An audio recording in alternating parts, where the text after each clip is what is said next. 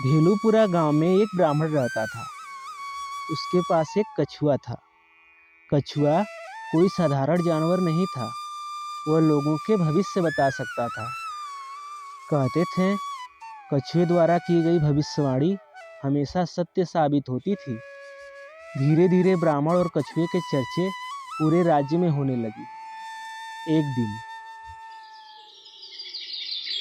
राजा विक्रमसेन ब्राह्मण के पास आए और अपना भविष्य जानने की इच्छा जाहिर की।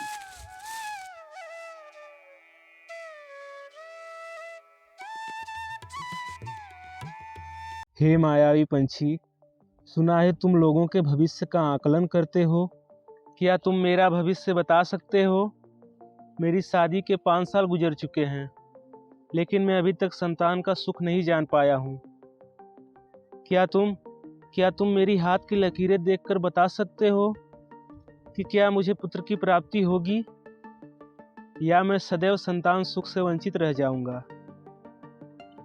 कछुआ राजा की हथेली देखकर बोलता है, महाराज, आपके हाथ की लकीरें बता रही हैं कि आपकी किस्मत बदलने वाली है। जल्द ही आप एक तेजस्वी और बुद्धिमान बालक के पिता बनेंगे। और ऐसा ही हुआ।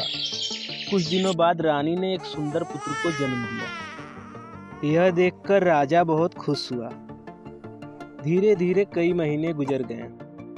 राजा के मन में फिर से भविष्य जानने की इच्छा उत्पन्न हुई।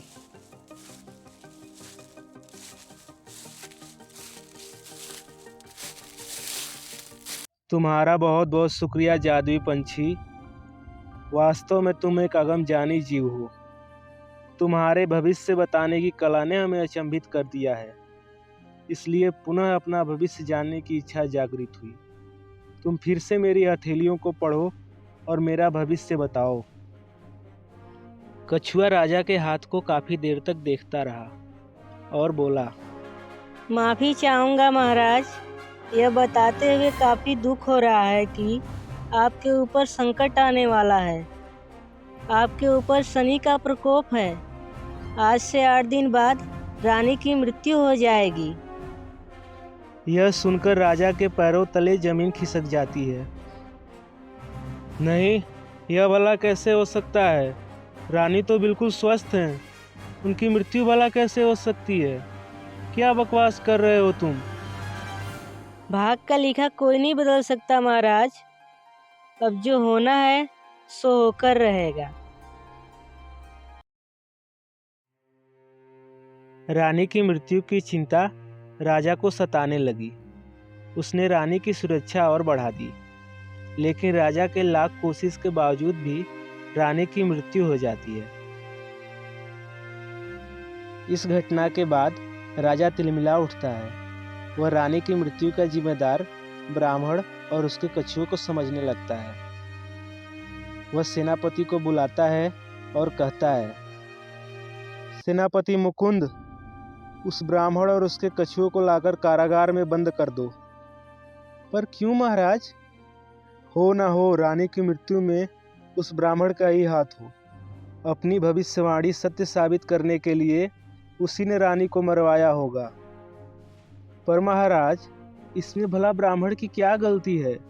उसने तो केवल अपना काम किया था। उसके द्वारा की गई दोनों भविष्यवाणियां सत्य साबित हुई थी। नहीं सेनापति, रानी बिल्कुल स्वस्थ थी।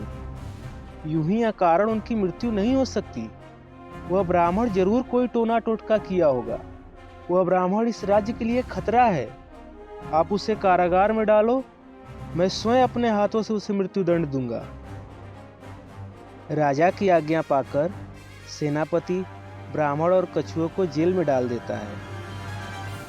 ब्राह्मण राजा की मनोदशा समझ जाता है। वह जान जाता है कि राजा अब उसे नहीं छोड़ेगा। फिर भी वह साहस और बुद्धिमानी से काम लेता है। सुबह होती है। इससे पहले कि राजा उन्हें मृत्यु दंड दे, वह आखिरी बार ब्राह्मण से मिलने जाता है और ब्राह्मण से पूछता है, तुम सबका भविष्य बताते हो।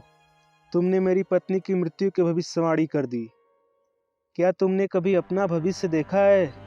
क्या तुम बता सकते हो कि तुम्हारी मृत्यु कब होगी? तब ब्राह्मण कहता है, हाँ महाराज, हमें पता है हमारी मृत्यु कब होगी। हमारी मृत्यु आपकी मृत्यु के 3 दिन पहले होगी। यह सोचकर राजा डर जाता है। वह सोचता है, यदि वह आज ब्राह्मण को मार दिया तो क्या पता 3 दिन बाद उसकी भी मृत्यु हो जाए। राजा दुविधा में पड़ जाता है और ब्राह्मण को सही सलामत छोड़ देता है।